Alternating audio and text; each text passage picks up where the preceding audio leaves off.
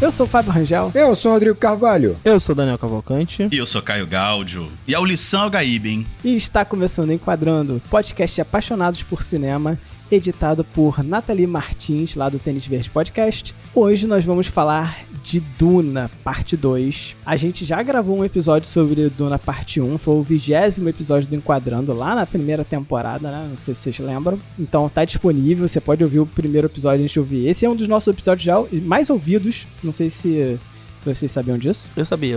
Eu também. E agora, Duna Parte 2, que estreou recentemente aí no cinema, que foi escrito e dirigido por Denis Villeneuve, adaptado da obra de Frank Herbert, de nome Duna, né? Ah, aliás, tem que acreditar aqui o outro roteirista, o segundo roteirista que eu tava até vendo aqui antes de gravar, o Jon Spaihts. Cara, eu acho que foi a primeira gravação nossa sobre um lançamento, e eu lembro uma frase do Daniel que ficou muito marcada pra mim. Ele falou que era ali, em definitivo, o ressurgimento do cinema pós-pandemia. Lembro disso. Caramba, total. é mesmo, né, cara? Olha só. Caraca. Ouvindo o episódio, eu fiquei reparando nisso também, né? Que a gente tava naquele momento de transição, né? Pós-pandemia e tal. Cara, porra, foi uma mega experiência mesmo, aquele retorno ao cinema. Duna foi um filme importante. E esse também é um filme importante, porque eu acho que é uma mega experiência. Acho que é uma experiência melhor do que a primeira.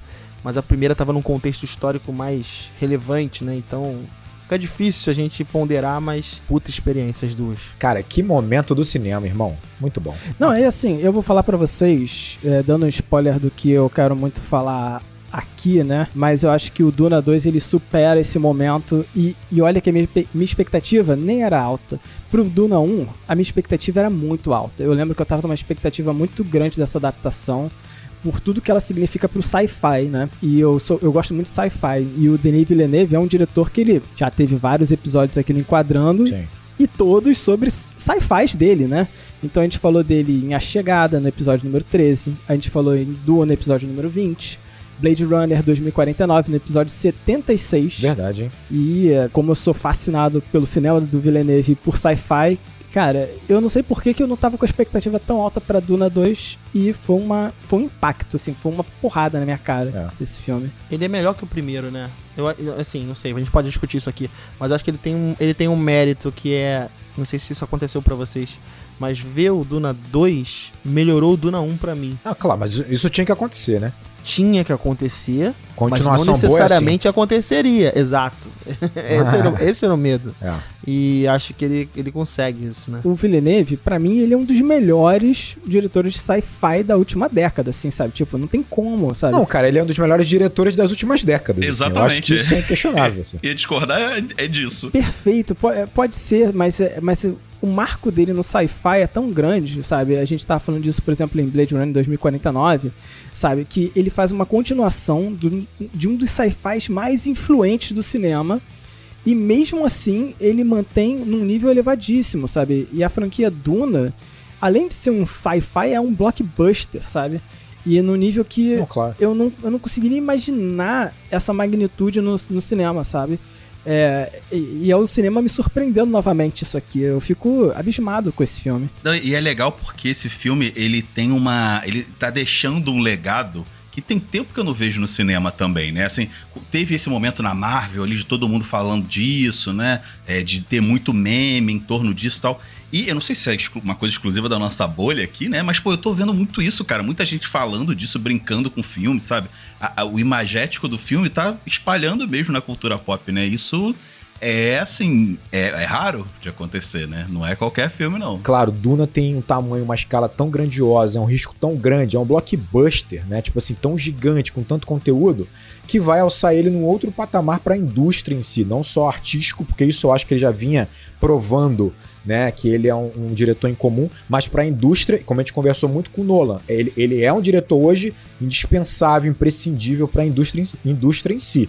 Mas é isso, a gente não pode esquecer, e às vezes a gente esquece, que ele é o diretor de Incêndios, Sicário, sabe, Os Suspeitos, que são grandes filmes, bem diferentes, assim, são dramas muitas vezes, ou filmes de ação, investigativo, cara, que são fantásticos igual. Tem um que é uma adaptação do livro do... Ele tem aquele O Homem Duplicado, Que eu não tenho certeza se é esse. O Homem Duplicado, O Homem exatamente. Duplicado. É esse, a adaptação do livro do Saramago, né? Saramago. Ele é um cara que consegue lidar muito bem com suspense, né, cara? Os suspeitos, você tá falando, cara, é um suspense, porra, zaço, assim, um grande suspense. Foda. Acho até pouco reconhecido, né, pro quão bom ele é. Incêndios, cara, é um drama, assim, também inacreditável. Dilacerante. O cara atua em tudo, cara. Filme de ação, ele é bom, então... Esse cara é bom pra cacete. Exatamente, esse cara. Cara, o cara não tem filme ruim. A verdade É uma carreira sólida num ponto que tu fica assim, caraca, irmão, impressionante. Um aluno me perguntou hoje, que a gente botou aquele vídeo do Nolan, né, lá no Instagram do Enquadrando, ele perguntou assim pra mim, é o seu diretor favorito? Eu falei, não é, porque eu acho que o Nolan já errou pra mim. o Villeneuve não errou. E aí, pra mim, o Villeneuve tá na frente. E isso aconteceu mais ou menos agora, né? Nesse período que o Oppenheimer chegou ao cinema, o Duna 2 chegou logo depois. É a ideia dessa competição de novo, né? Entre grandes diretores, qual você prefere, né? E isso é interessante, porque até então a gente não tinha esse tipo de discussão, né?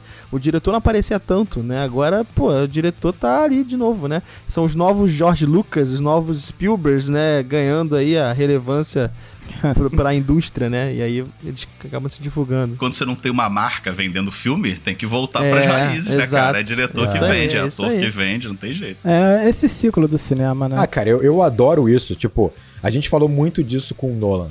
Essa audácia do cara pegar um projeto de 200 milhões de dólares e fazer um filme tão gigantesco, de uma obra tão complexa, transformar num blockbuster, sabe?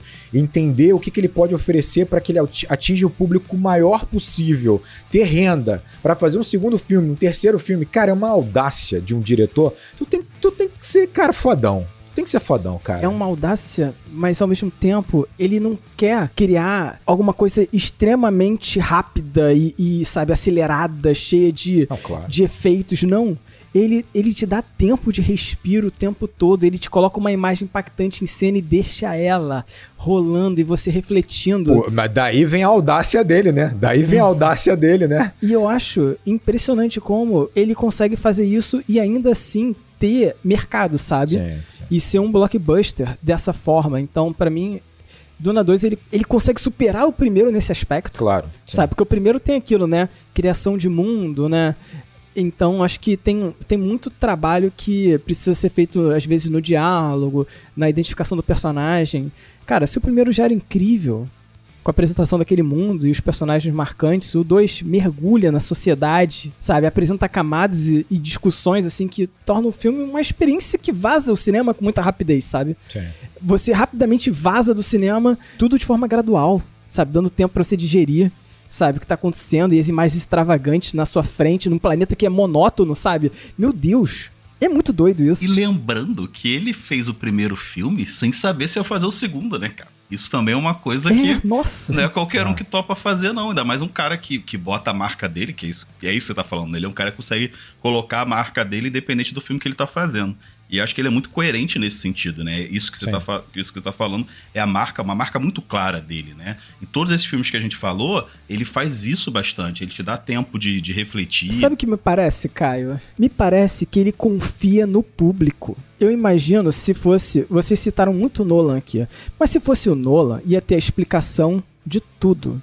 Ia ter a explicação da explicação. Sim. Ia ter o personagem que é uma escada só pra explicar, tá ali só pra explicar. Ia ter uma frase que é só pra explicar. E aqui, ele tá confiando em você, sabe? Ele tá te dando assim e fala, beleza, se você não entendeu, tá tudo bem, sabe? Uhum. Eu confio em você que você vai pegar isso em algum momento, sabe? E vai seguindo. E toma essa imagem linda aqui pra você refletir sobre isso. Toma essa imagem linda. Nossa, é impactante. Eu falo isso porque, assim, ele talvez não fizesse esse segundo filme, né? E, assim, arriscar fazer um filme da forma que ele fez não é a forma usual, normalmente, né? Que de filme blockbuster vende. Num filme que talvez você não visse o melhor dele. Eu acho que isso pra mim já tava meio claro, assim, no primeiro filme. Pode ser que não tivesse dado certo, né? Mas deu. Ele sabia que o melhor não tava ali, sabe? Naquela primeira parte. Que ali não ia ser o quê? Entregar o que ele tinha pra entregar. Porque é isso, você tá construindo o mundo, as pessoas não conhecem direito aquilo ali, né? O universo, por mais que seja familiar, tem um monte de particularidade, né? Então,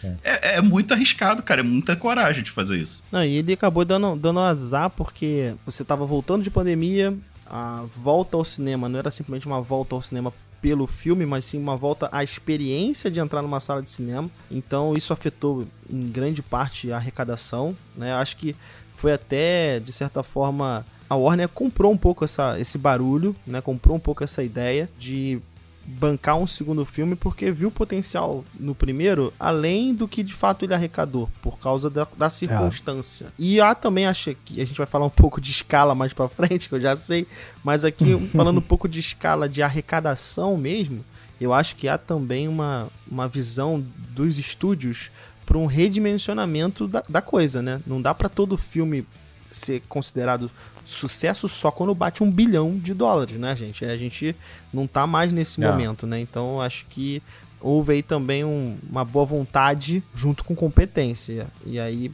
o 2 se torna possível. E é a mesma mecânica pro terceiro, né? Será que teremos? Ele volta, ele se arrisca de novo aqui, né? De certa forma, pra tentar ver se essa história vai ser concluída de alguma maneira. É tipo uma aurora boreal, que acontece raramente, assim, você tem um diretor que é genial. Nossa, que... Fez o Villeneuve agora, né? O cara é genial, o cara uma carreira sólida, e o cara é obcecado por Duna, cara. Quem poderia melhor do que ele fazer Duna?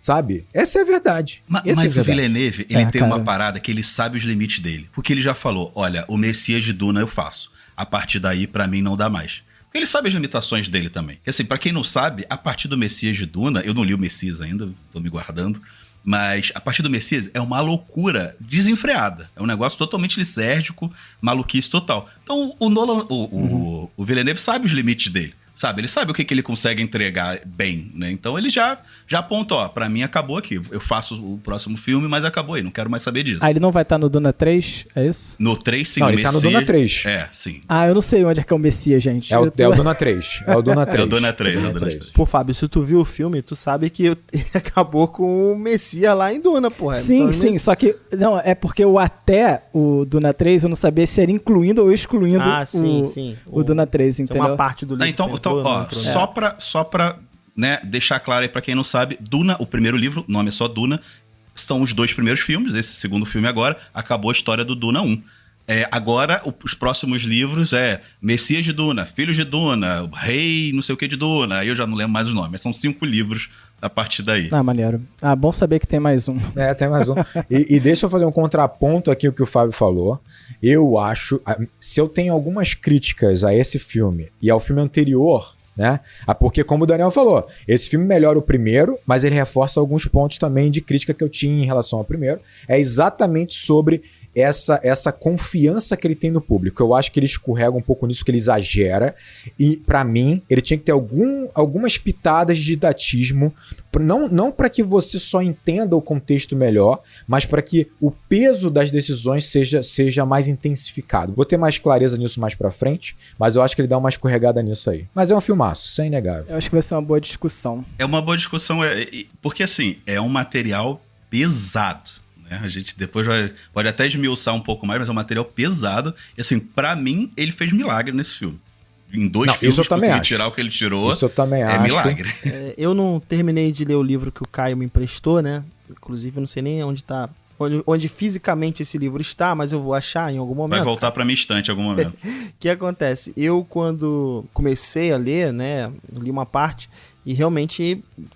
É um universo muito complexo. Eu lembro que quando eu saí da cabine de imprensa, eu gravei o vídeo, inclusive, lá pro Enquadrando, e é uma opinião que eu ainda tenho, que é a seguinte: é complexo demais, e ele escolhe com muita sabedoria o que ele vai colocar na tela. Eu sinto que nesse segundo filme, em prol de um terceiro ato arrebatador ali, né, de absoluta mudança do nosso protagonista, do Paul Atreides, eu sinto falta de uma mudança um pouco mais gradual, que eu pudesse ver a semente dela lá no primeiro e colher aqui o fruto aqui no segundo filme, sabe? Então acho que ele guardou muita coisa para a segunda parte, entendo os motivos, mas isso me incomodou. Beleza, tem elementos ali que calçam a mudança do personagem, mas eu acho que ela é pouco didática, como o Rodrigo falou ali. Acho que faltou um pouco mais mostrar isso, sabe? Eu revi o primeiro filme antes de ver esse aqui, né? Pô, eu vi 2 vezes o primeiro filme antes de ver o segundo, cara. E eu acho que tem, Daniel. Eu acho que está lá. Eu não tô dizendo que não Mas tenha. depois a gente discute, não tem problema. Mas depois a gente vai discutir. Eu falei com o Caio foi meu professor de Duna. Qualquer erro que a gente tem aqui é culpa do Caio, porque foi ele que nos brifou. Não mete É culpa do Caio. Olha só, eu só li o livro, tá? Não sou especialista, não. Cara, eu fiquei obcecado. Assim, eu não tinha lido o livro, só li um pedaço.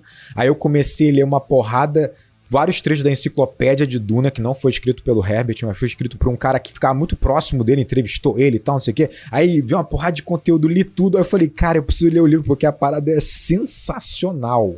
Assim, quanto mais você compreende tudo, das Bene Gesserit ao contexto político, cara, como é sensacional.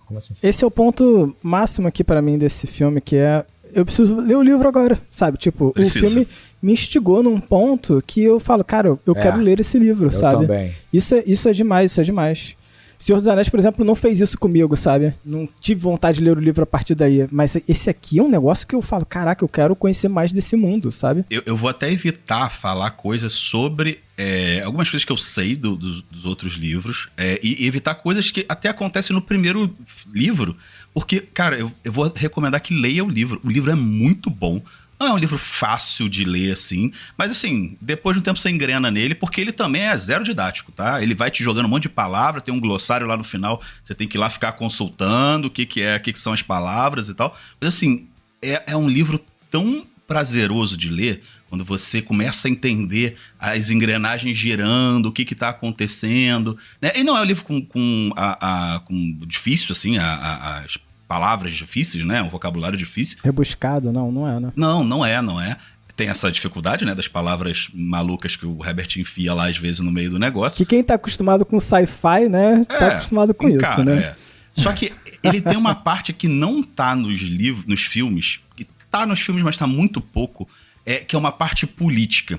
E aí uma parte política, lá no primeiro episódio, vocês falam muito que essa parte política é igual Game of Thrones, que é um movimento das grandes casas e tal. Não é exatamente essa política que acontece no livro. A política é muito mais essa coisa palaciana mesmo, do indivíduo e tal. E você vai entendendo o que cada um tá pensando e tal. Então, cara, vale muito a pena ler. Recomendo, leiam esse livro, porque é maravilhoso. Então, sinopse. Ao se integrar à sociedade Fremen, Paul Atreides luta contra o fardo da profecia que o proclama como salvador. Excelente. Tá bom. Gostei. Essa muito tem tempo, que tu não é tão... Pô, essa tá muito foi boa. bonito, Tava inspirado. Lisana Galibe. E essa sinopse só foi possível graças aos nossos apoiadores Aline Nayade Alves, Morgana Carmen Diniz, Luciana Marques e Fernando Carvalho. Galera, muito obrigado. Um dia descobriremos que, na verdade, Fábio escraviza essas pessoas para escrever as sinopses para ele, porque é o que dá a entender. Essa sinopse só foi possível por conta dos meus colaboradores que estão até agora escrevendo já a próxima sinopse para o próximo programa. São os apoiadores do Enquadrando lá no Apoia-se. Eles são os mentates do Fábio. Eles são os mentate do Fábio. Caraca, os mentais é ótimo. E a Lu Marques que tá assistindo aqui a gravação ao vivo. Então, obrigado, Lu. Valeu. Obrigado, gente. No fundo, eles são nossos Harkonnen que dão nossa especiaria, né? Essa que é a verdade, vamos ser francos. Essa é a verdade. Tu tá usando demais. Tu tá começando agora no Duna, calma. E vamos lá.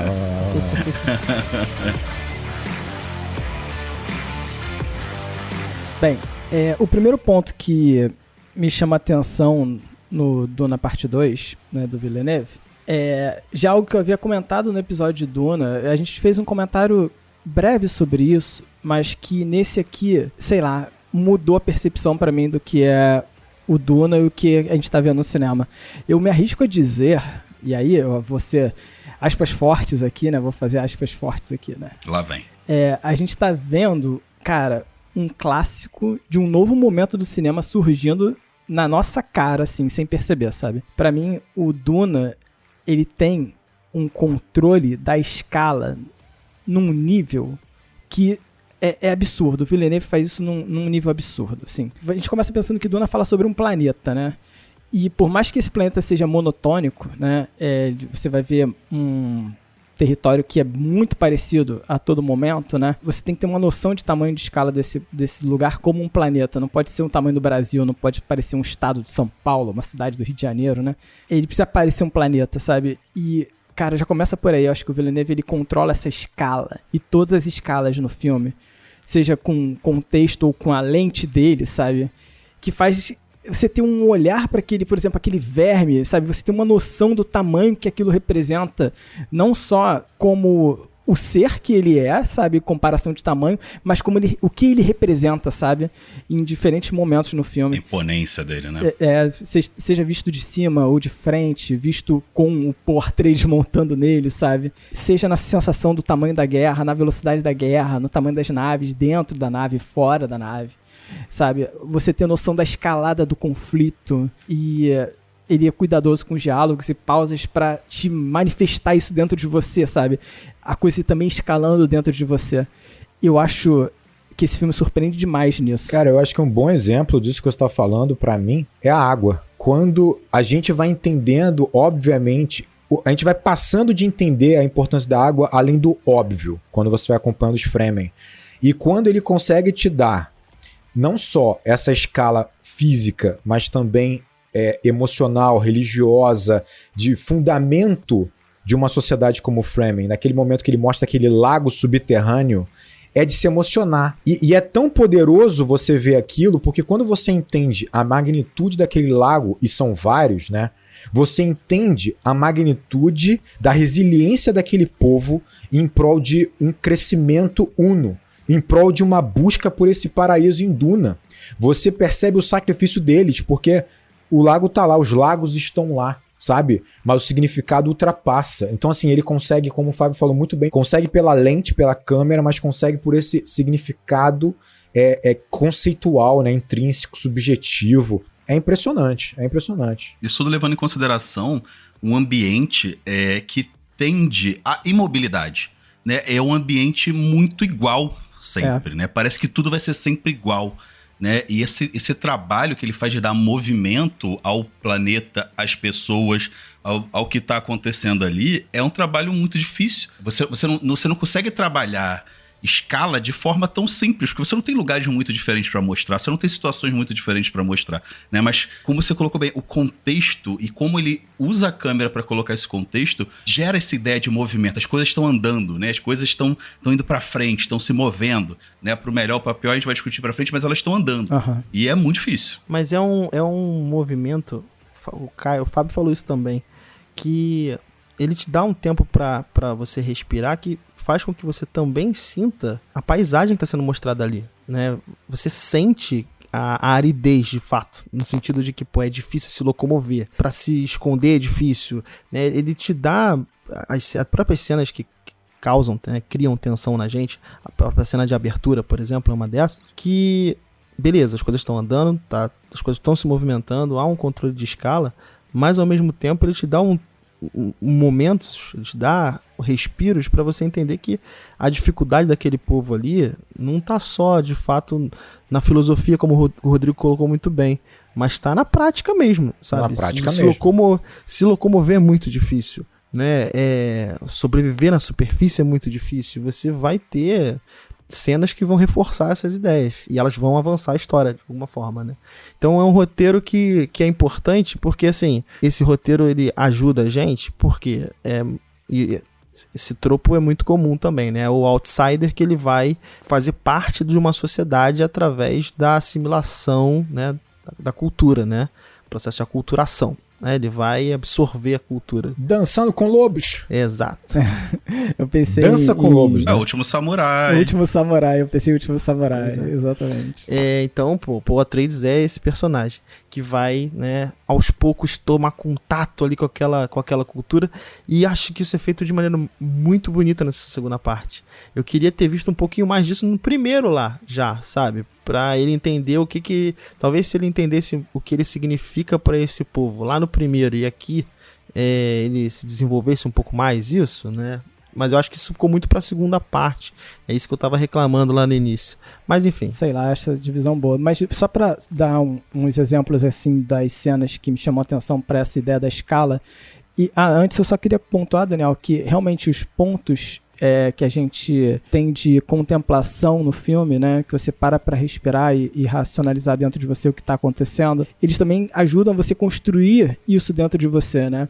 Você conseguir entender a magnitude das coisas. Então, esse slow pacing, assim, veio essa palavra na cabeça, mas é uma ideia de você trabalhar devagar, né? O filme, ele permite isso. Mas as cenas que me chamam a atenção, por exemplo, a primeira cena que me chamou a atenção é uma cena de ação. E eu quase levantei da cadeira, cara, quando a Shani derruba a nave no combate, porque é próximo a uma máquina de extração de especiarias. Essa cena é muito legal, né? Tem um breve momento em que estão os dois correndo num plano lateral. Você vê eles passando por debaixo da máquina, né?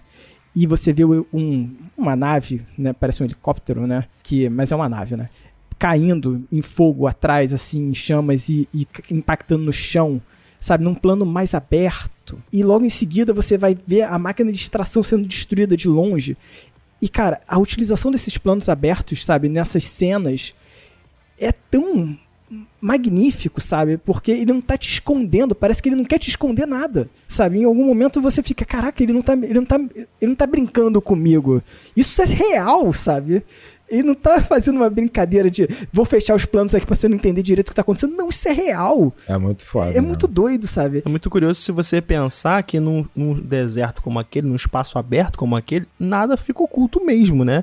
Então, assim, você tendo a ideia de amplitude mesmo da coisa, né? Mas eu gosto como essa cena, ela consegue entregar, que é uma coisa muito do livro, o jogo mental que tá acontecendo ali. A gente conseguir ver tudo que tá acontecendo e ela ter esse ritmo relativamente lento, você consegue entender o Paul calculando ali a hora que ele vai sair, a hora que ele vai correr. Pô, não, então eu vou olhar quando ele levantar a perna ali, eu vou sair e vou andar e tal. E assim, não tem nenhuma grande pirotecnia nessa cena, né?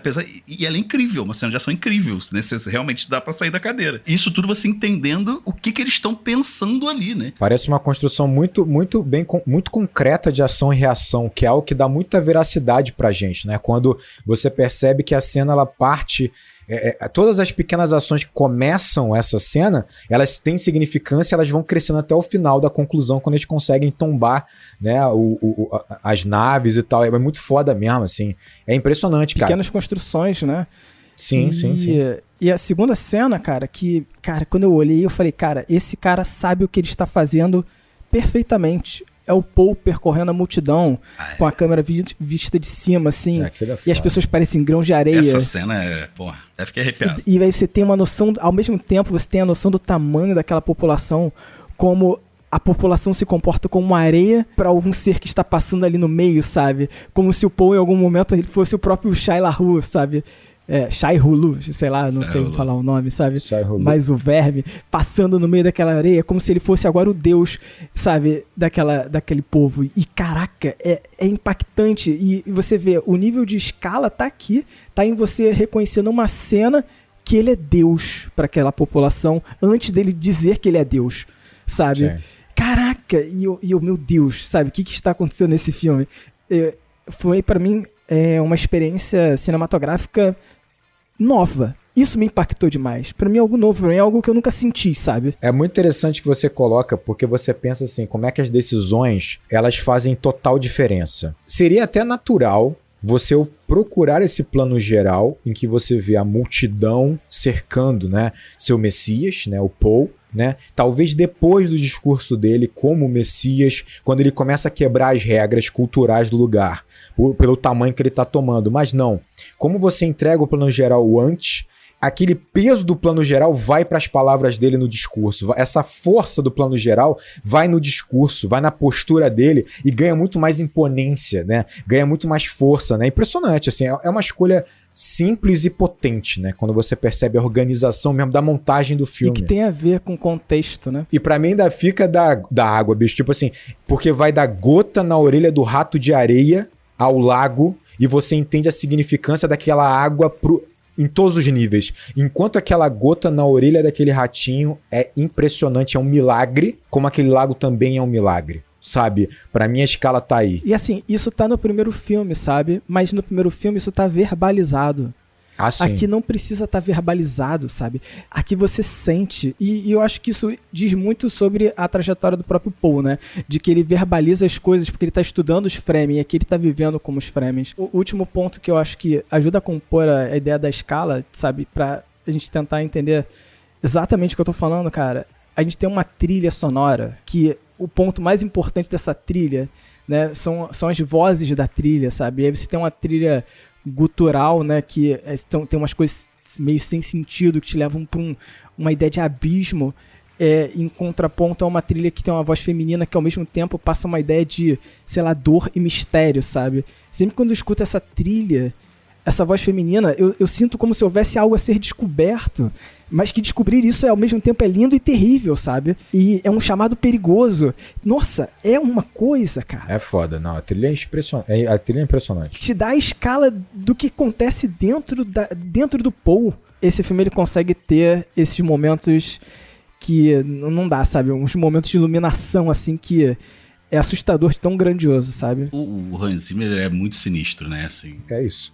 existe uma crítica que eu não concordo muito, que no primeiro filme a trilha do Hans Zimmer é muito intrusiva, né? Ela às vezes fala mais alto do que a própria cena e tal. Não concordo muito, acho que vocês falaram isso muito bem lá no primeiro episódio. Ela conta mais da cena do que só o que está sendo mostrado ali. Mas realmente, ela de certa forma, ela é uma trilha que se sobressai. E já nesse segundo, ela é uma trilha que ela tá muito bem trabalhada com a edição do filme também. Então é uma trilha que tá entremeada naquele mundo. O que a gente tá ouvindo, né, é equivalente a como o Paul se sente. O Paul entende aquele mundo agora. O Paul sabe o ritmo daquele mundo. Ele sabe onde vai, onde pisa. Ele conhece aqueles sons. Então, ele usa muitas vezes a trilha usando o martelador, né, dos Fremen, dos Fremen na areia. Então, ela usa o próprio martelador como o ritmo da trilha, né? Essas vozes, às vezes, elas vão entrando junto com a cena, né, junto com os personagens e tal. Então mostra isso, né, cara? Mostra o quanto o Paul tá íntimo daquele mundo agora. Eu até coloco que essa trilha, ela tá ajudando a construir esse universo de fato, né? Não só o universo interno do Paul, mas o universo como mitologia, né? Quando você pega essa parte, por exemplo, gutural, assim, cara, você entra naquele universo, naquele mundo em que você tem a tropa imperial, né? Vou arriscar falar o nome da tropa dificílimo, né? Que é o Sardaukar, né? É isso? É isso aí, isso aí. Sardaukar. Cara, você consegue entender, sabe, um certo primitivismo que vai reverberar por aquele universo, porque eles são uma ferramenta absolutamente importante. Eles são o braço do imperador, né? A trilha tá também fazendo esse movimento, né? Como o Fábio falou, essa trilha que você tem essa voz feminina, misteriosa, perigosa, complexa, ela vai reverberar como se fossem as próprias Bene Gesserit, né? Que, tipo, em que elas estão se movimentando de tal maneira, às vezes, que você não percebe que ela tem uma influência em praticamente tudo. Nesse filme deixa mais claro, né? Do topo, né, a base, né, tudo tem a influência dela e como você tá falando aqui do som, né, o som vai se entremeando, vai passando, vai ganhando espaço, né, vai se expandindo, né, então eu acho que assim, a presença da trilha do Hans Zimmer é importantíssima como construção de cenário, né, você sai do filme não só com estímulo visual, mas um estímulo auditivo que constrói esse universo pra você. Sim, totalmente, né, tipo, isso é importante, quase dá pra você outros sentidos sensoriais, outros estímulos sensoriais, sabe? Essa união entre o som e o visual, né? Você consegue sentir cheiros ali, né? Você consegue sentir essa aridez, a coisa meio o musgo, né? A coisa pantanosa ou então seca. É foda, é incrível, cara. O que eu quis dizer que eu sinto é que ela é muito mais diegética agora, né? Ela é mais diegética. Ela é mais sutil. Ela é mais personagem do que nunca, né, cara? Então, ela é mais sutil, mas talvez ela seja mais poderosa ainda, né, do que no primeiro. Sim. Talvez sim. Eu entendo a crítica que você pontuou, Caio, que você citou, na verdade, a crítica que é feita, né, a trilha, porque não foi uma crítica sua, exatamente, mas que você citou, né, que as pessoas fazem, eu entendo pro primeiro filme, mas eu acho que isso torna mais mágico agora, sabe? Quando você vê o segundo filme, você entende que estava lá, sim, só que a gente não via. Sim. Agora a gente percebe e continua lá, sabe? Então, isso cria isso conecta um fio do mistério que estava no primeiro filme, que você não estava muito preocupado, porque as questões ainda estão muito mundanas, sabe? São questões familiares, são questões das casas, são questões políticas, e quando vem para esse filme, aquele fiozinho que estava lá, que a trilha ia puxando, que a trilha falava, olha esse momento aqui, como ele vai ser importante no futuro, e aqui você conecta e você fala, caraca, era importante mesmo, sabe? E lá tudo é novo, cara. E quando é novo, né, a gente tende a prestar uma atenção diferenciada, né? Ela destaca mais porque é novo pra gente, né? E era novo pro Poe, era novo pros Atreides, né? Então ela acho que acaba brincando com isso. Fora que é uma assinatura sonora, né, pro filme. Essa assinatura, ela funcionou muito, né? A gente colocou antes, né? O filme tá alcançando, né, um lugar no imaginário popular e você vê vários memes usando essa trilha, né? Então realmente a coisa ganhou corpo. Eu tava aqui pensando enquanto vocês estavam falando que deve ter sido muito difícil, porque o estímulo visual, né, ele é muito importante para a composição da trilha. E você, como a gente já colocou aqui, né, tem um ambiente que ele é, de certa forma, né, uma paisagem repetitiva. E você já viu Duna no primeiro filme. Então você tá voltando pro mesmo ambiente árido e assim, construir uma trilha, uma nova trilha, né?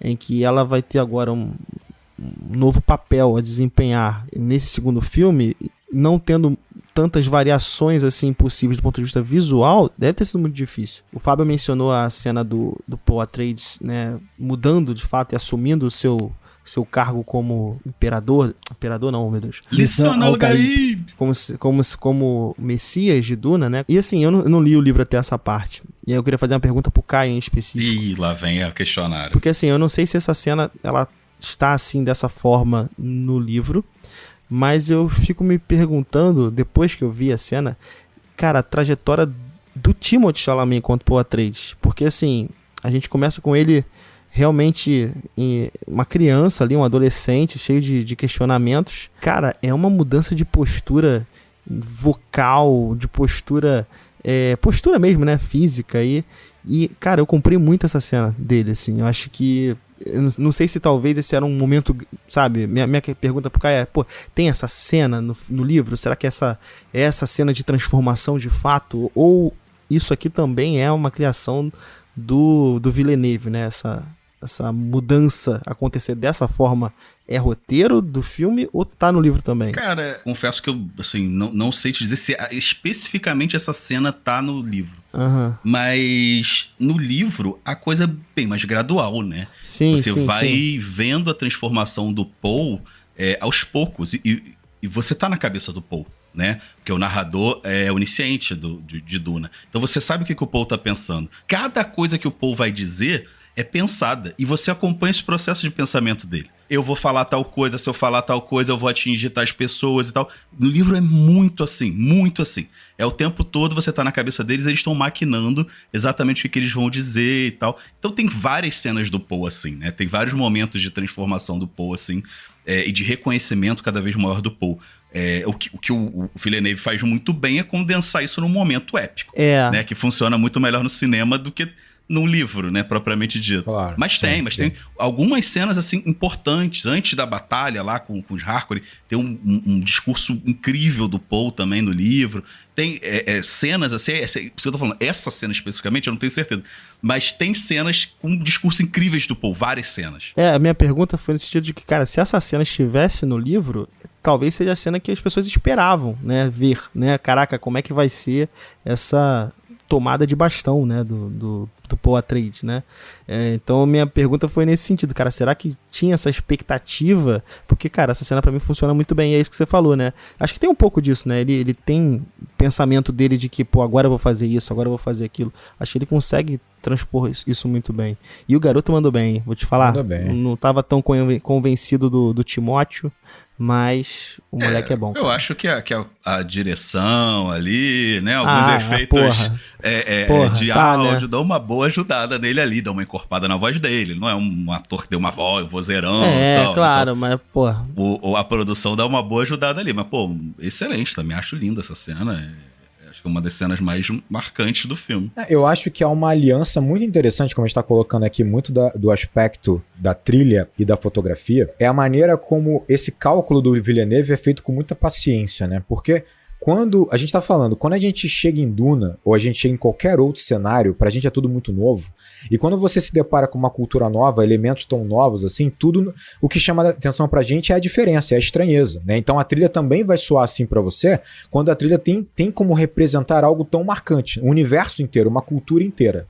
Então você também vai ouvir essa trilha com estranheza, talvez por isso que no primeiro filme ela tenha ganhado um tom de estranheza, ou de tão marcado assim para as pessoas em si. E eu acho que isso está em conforme com a fotografia. Quando você chega em Duna no primeiro filme, a fotografia vai te dar uma Duna muito mais selvagem, vai te dar uma Duna muito mais perigosa, né? E aqui, você já é apresentado, o Paul em Duna, cara, ele tá simplesmente deitado, com o rosto colado em Duna, com o rosto colado na areia, né? É a maneira, talvez, é uma conexão intensa ali, né? É como se ele... É o novo Paul, né, que já começa a ter essa familiaridade, essa intimidade, né, com a areia que representa tanto aquele universo, né? E aí você vai começar a ver uma fotografia muito mais romântica de Duna, né, muito mais fluida de Duna, que é também, obviamente, a visão que o Paul vai ter a partir dali. E eu acho que aí tudo fica mais unido, mais conforme, seja a trilha, seja essa fotografia, nesse primeiro momento que a gente vai ver o Paul ali criando e intensificando essa relação com aquele novo universo, né, que tanto o atrai, né, que é a Arrakis, né? Eu acho muito foda, cara. É uma paciência do Villeneuve de saber que essa construção vai ao longo dos filmes, né? Vai ao longo dos filmes, né? Cara, vai ao longo. E essa paciência só fica maior quando... Assim, só fica mais importante quando a gente pensa que ele aceitou o projeto sem saber se ia ter o 2, né? Porque aí requer uma paciência, requer uma calma, porque, caraca, o primeiro filme ele já traz isso, o segundo, nossa, o segundo é um espetáculo. É um respeito à arte, né, cara? E ainda assim... Ele é um filme, de certa forma, corrido, né? Apesar dele ter essa calma em passar as coisas, ele é um filme corrido porque ele tem que condensar muita coisa em pouco tempo, né? Eu acho particularmente um absurdo Duna ter 2 filmes só. Acho que tinha que ter pelo menos 3 filmes. Era o necessário ali para você desenvolver bem a história. Mas ele consegue dominar isso muito bem justamente fazendo isso, né? Essa pergunta, Daniel, é interessante porque isso acontece em vários momentos do filme.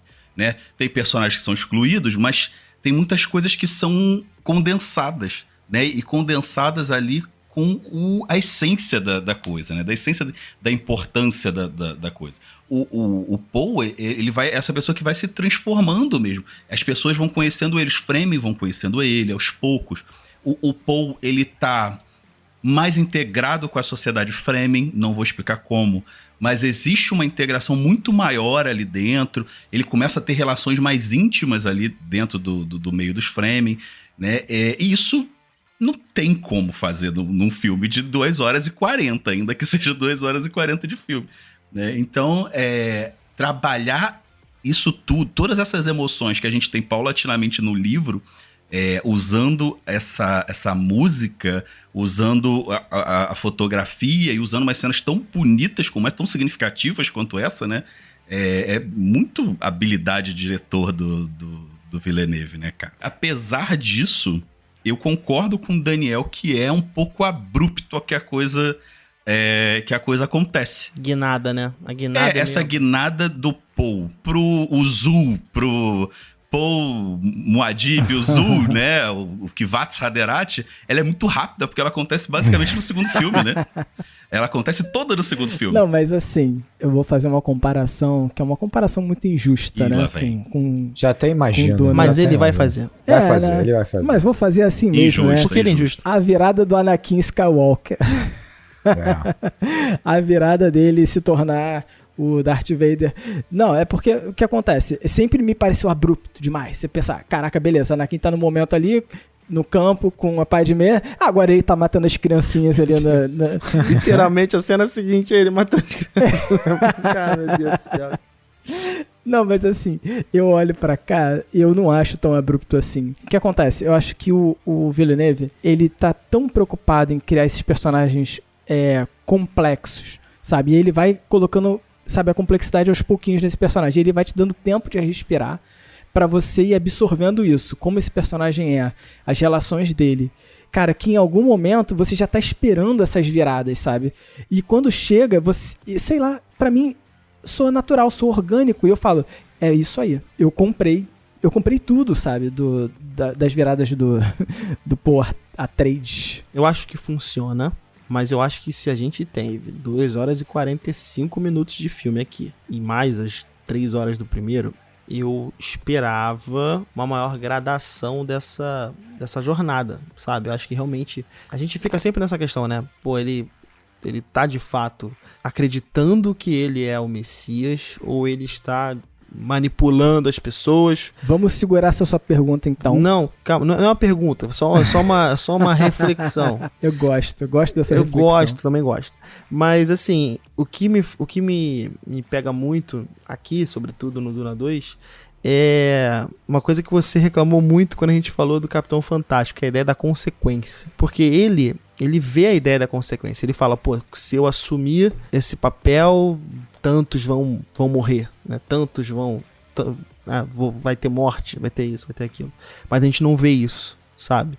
E aí isso, de certa forma, até ajuda ou até acrescenta para essa discussão. Será que é uma narração, é uma narrativa isso que ele tá criando? Será que ele de fato acredita na visão que ele tá tendo?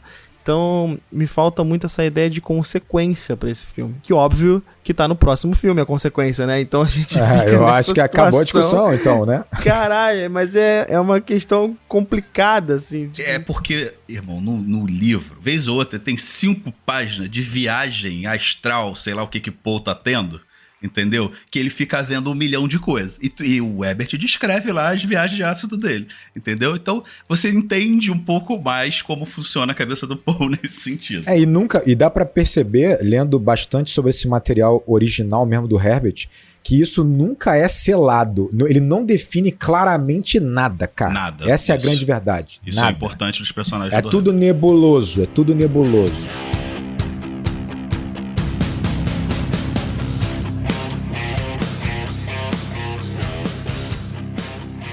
Queria falar um pouco sobre a questão das intrigas palacianas que existem no filme. A gente comentou sobre isso no primeiro episódio, né, sobre Duna, quando ele tinha saído no cinema, e eu lembro que existia uma crítica a isso não estar tão claro no filme, sabe? A gente discutiu bastante sobre isso, mas eu defendi a ideia de que o Denis Villeneuve ele faz a escolha de adotar uma perspectiva do Paul, que é um pouco mais ignorante quanto a boa parte dessa intriga, né? E ele segue cortando tudo isso como se fosse gordura e você vai ter que entender que essa intriga acontece por debaixo dos panos. Eu acho que a escolha é perigosa, muito por conta de ser uma adaptação, né? Muita gente pode ser muito fã do livro e não encontrar isso lá e questionar. Mas ao mesmo tempo, agora que eu reassisti o primeiro e depois eu vi o segundo, né? Eu lembro do Daniel falando que o segundo ele enriquece, o primeiro filme enriquece muito, né? Mas eu acho que os dois se sustentam tão bem sozinhos, e é incrível como o segundo filme também se sustenta sozinho, independente do primeiro. O Villeneuve ele fala que é uma vontade dele fazer com que esse filme se sustente sem o primeiro, sabe? Isso é muito doido, né? Porque é uma continuação. Mas eu entendo a ideia das intrigas existirem sem a gente presenciar tudo que é dito. E eu acho isso magnífico. Eu sei que o Rodrigo vai ter críticas nesse ponto, mas eu acho magnífico. Eu vou colocar as críticas logo, que aí vocês façam, né? Vocês vão poder fazer os contrapontos. Pra mim, o grande problema do filme não torna, obviamente, não diminui o impacto do filme pra mim. Nesse aspecto, pra mim é o grande problema do filme. Por quê? Eu acho que o Villeneuve, ele dá todas as peças, ou pelo menos as peças suficientes pra você conseguir amarrar lá do jeito que você quiser e entender a complexidade que há nessa trama política, né, que há nos bastidores de Duna, né, tanto no primeiro filme quanto no segundo. Qual é o grande problema? Ele não amarra essas peças, né? Ele confia que nós vamos amarrar. Eu assisti o primeiro filme com meus 2 irmãos, em momentos separados, e eles fizeram os mesmos questionamentos. O Guilherme até assistiu esse segundo no cinema e fez um questionamento, de novo, muito semelhante ao que ele tinha feito no primeiro. E ele colocou pra mim assim, cara, o imperador é imbecil de ir pra Duna com a tropa? E no primeiro filme, por que o Harkonnen, eles atacaram tão rápido assim? Por que não atacou direto em Caladan, que foi um questionamento até que o Daniel colocou? É só uma escolha militar, todo esse movimento? Tipo, eu tiro os Atreides de Caladan porque eles são muito fortes lá e ataco em Dune e ponto? É isso? É isso. No primeiro filme, as artimanhas para que você entenda o movimento do Imperador junto com a família Harkonnen, eles dão os movimentos. Eles falam. O Leto diz, a gente tá na merda porque nós vamos chegar em Duna, nós vamos ser boicotados, né? Nós não vamos conseguir manter o fluxo de comércio da especiaria e isso vai fazer com que a gente tenha animosidade com um confronto, né, com todas as grandes casas, porque simplesmente a especiaria é a coisa mais importante do universo conhecido. Quando você entende que ele coloca esse ponto, esse é o elemento político para justificar um ataque. No universo de Duna, ele oferece para você um universo mais adulto, mais complexo, mais maduro. Então, quando ele diz que esse é o motivo político para que seja justificado um ataque de uma família a outra e o extermínio dos Atreides, eu espero que seja respeitado. O filme dá ali, en passant, algumas peças para você chegar às suas conclusões, mas ele não amarra. O que me estranha é que com 2, 3 frases isso seria resolvido. A cena do Stilgar não é suficiente para você entender o porquê do ataque prematuro. Bastava algumas frases didáticas para que a gente compreenda a complexidade que há daquele movimento, não para que a gente só entenda, para que o peso das decisões tenha o peso correto. Como eu falei, eu não sou um especialista em Duna, apenas li o primeiro livro e já vi algumas coisas do universo, né? Enfim, algumas coisas mais gerais do universo. Eu não sei exatamente como se desenvolve a história do Paul. Duna é um livro de 65, é um livro extremamente experimental, é um material brilhante, mas que é um material que, assim como o do Tolkien, por exemplo, foi com muito tempo, ele foi sendo repensado e sendo enxertado mais coisas para as coisas fazerem mais sentido, né? Então esse é o primeiro ponto. E o segundo ponto é, o primeiro livro, ele não trata muito da política macro. Então você não sabe exatamente, casa tal tá fazendo isso para fazer isso.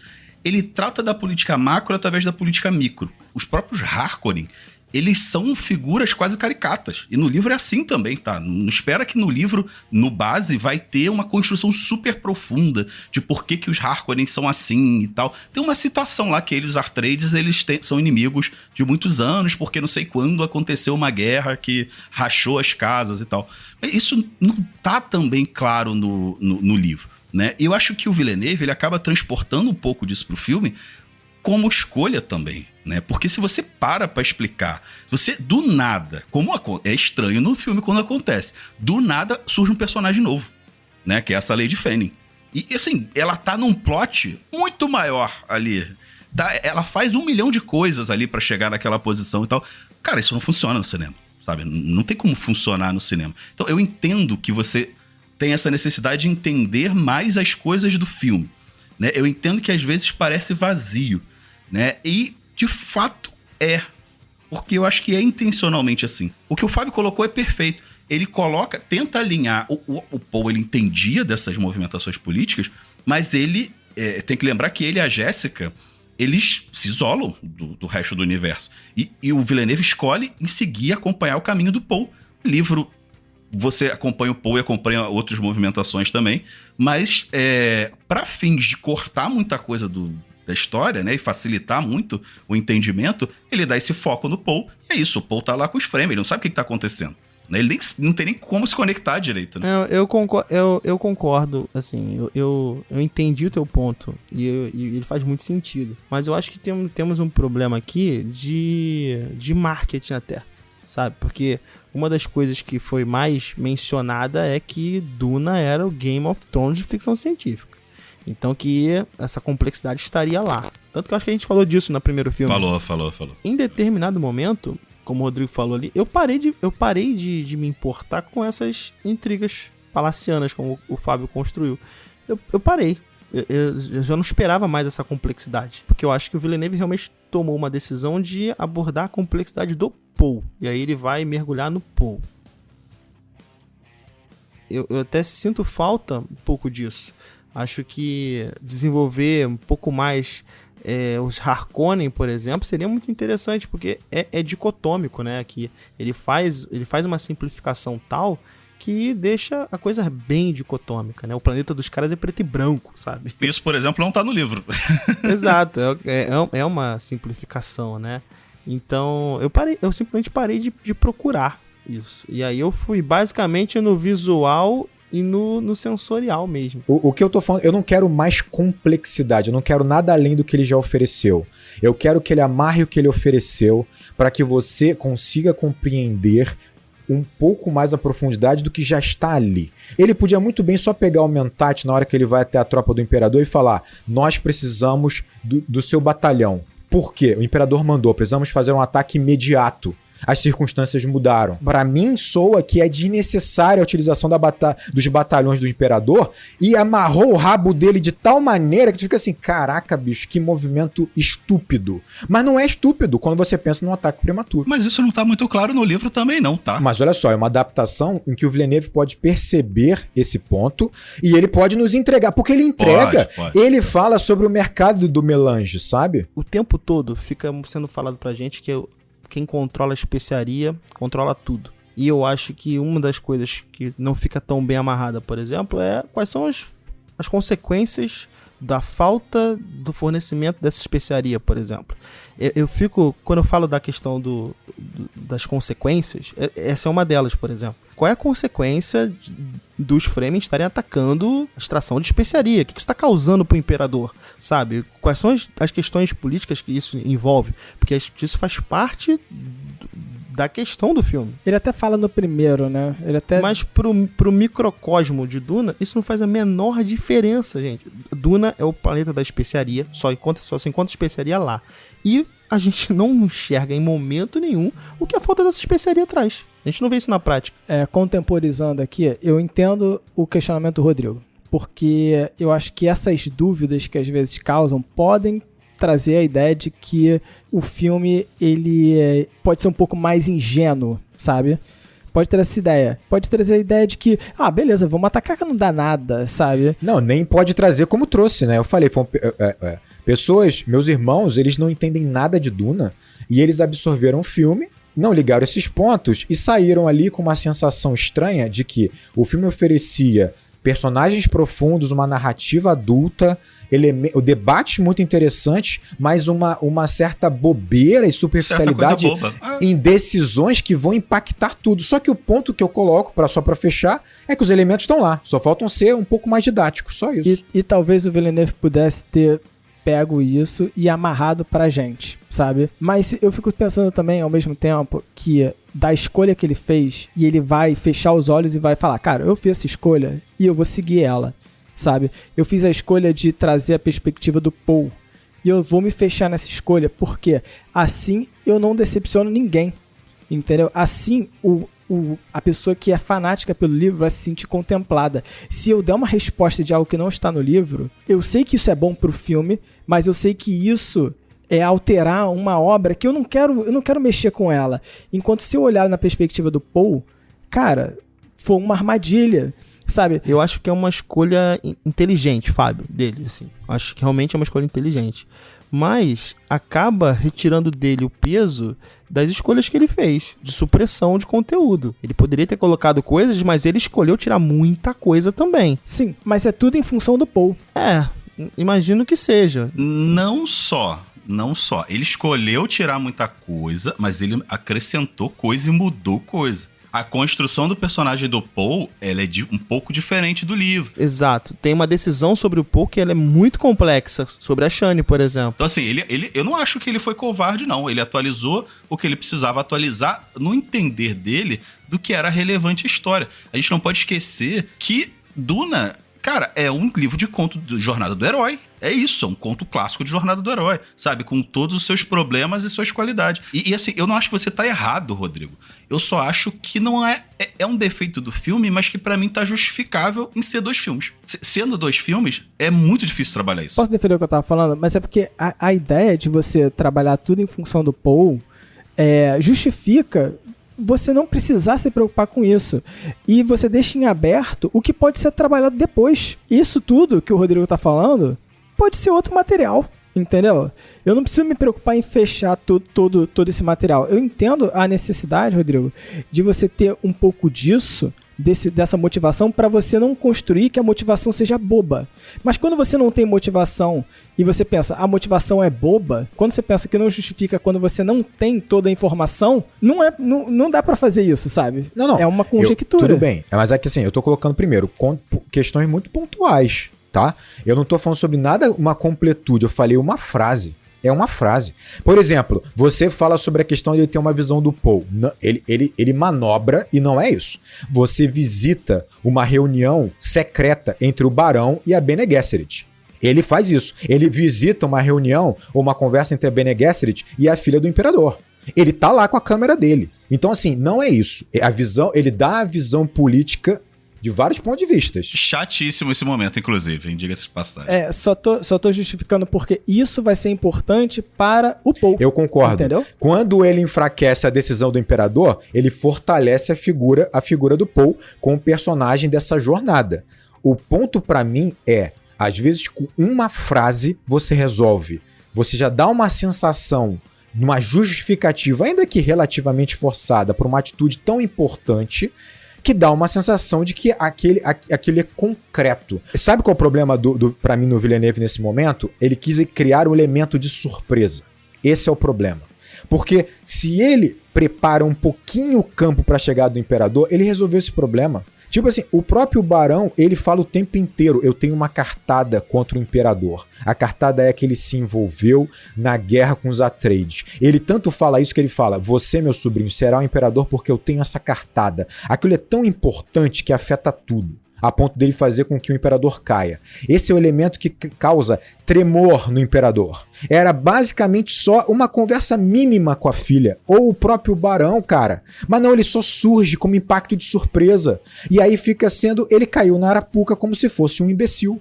Porque, claro, foi preparada uma armadilha do Paul, que ele fez uma puta armadilha, vira Star Wars, pô, com a falta de uma frase. Aí é que eu discordo de você. Eu não acho que uma frase resolve nada nisso. E como é que você espera uma grande armadilha dos Fremen? Eles controlam aquele planeta.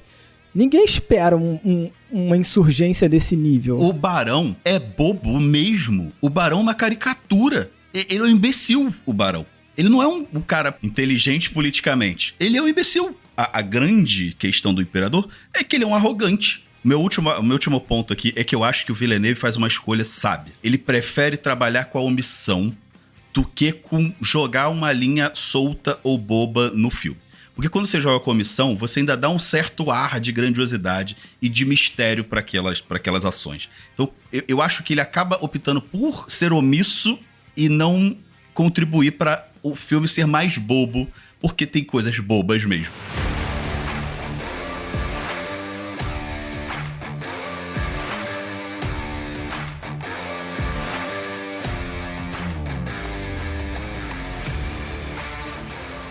Eu acho muito poderosa essa ideia do Paul, e aí puxando o que eu tinha falado antes, na comparação aqui com, por exemplo, acho que a comparação é boa, mas é ridícula ao mesmo tempo. Anakin, mas a comparação com Anakin, né, é boba demais, né? Não é boba. Porra, do George Lucas copiou tudo, meu irmão. Não é boba. É roubado de Duna, pô. Ela é boba porque a gente sabe que a virada do Anakin é ridícula. Então, a gente entende isso. A gente entende que, tipo, é um suspiro que você fala, putz, já? O que aconteceu? Você tá matando as crianças. Ele sofreu muito, Fábio. Sofreu muito. Por isso que essa comparação é boba. Mas eu acho muito foda essa ideia de ele sempre dizer que ele não acredita na profecia até que ele sente poder. E aí ele se entrega, sabe? Ele se entrega, então eu devo ser a profecia.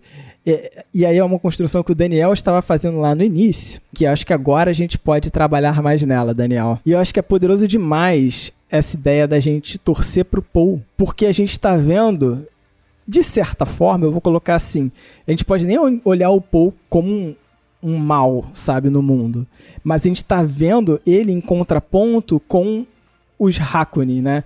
E o Feyd lá, Feyd Ratar, sei lá qual é o nome do cara, né? Feyd Ratar, você tá certo. Feyd Ratar, né? E eu acho isso muito legal, porque quando ele tá em contraponto com esse personagem, é quase um argumento ad Hitlerum, sabe? Alguém fala alguma coisa e você fala, sabe quem disse isso aí? Hitler. Então, o argumento está encerrado, sabe? E eu acho muito maneiro essa ideia, porque quando esse personagem surge justifica tudo, sabe, do Paul. Justifica tudo. E você fala, caraca, então vai lá, eu vou torcer por você. E ao mesmo tempo você começa a se questionar. Qual vai ser a decisão do Paul agora que ele sabe sobre... Ele tem essa verdade dentro dele, sabe? Qual a decisão que ele tá querendo tomar? Eu não enxergo qual decisão é essa. Ao mesmo tempo, eu acho muito foda essa construção da luta dos dois, porque eu não sei se ele vai se sacrificar na luta. Eu não sei se ele vai se sacrificar por um bem maior, ou se ele... Não sei qual é o caminho narrow que ele define, né? Tipo, ele fala, eu conheci um caminho estreito através de todas as linhas do tempo, e eu sei qual seguir. Eu não sei que caminho é esse. E isso é muito foda, sabe? E a gente fica torcendo por ele ter escolhido um bom caminho, quando na verdade pode-se dizer que a gente deu de mão beijada pra ele decidir tudo, sabe? E é muito complexo isso. Quando eu saí do cinema eu falei muito que era um filme sobre poder, de fato, né? A jornada do Paul, ela é interessante pra mim porque ao longo do segundo filme ele toma certas decisões, ele verbaliza certas coisas que, porra, eu defenderia muito, sabe qual é? Quem tem que decidir é o povo Fremen, sabe qual é? Quem tem que... Eles é que sabem e tal... E a virada continuo achando que ela é abrupta pra mim, mas ela simboliza realmente a ideia de que o poder chegou, né? O poder subiu a cabeça ali, talvez.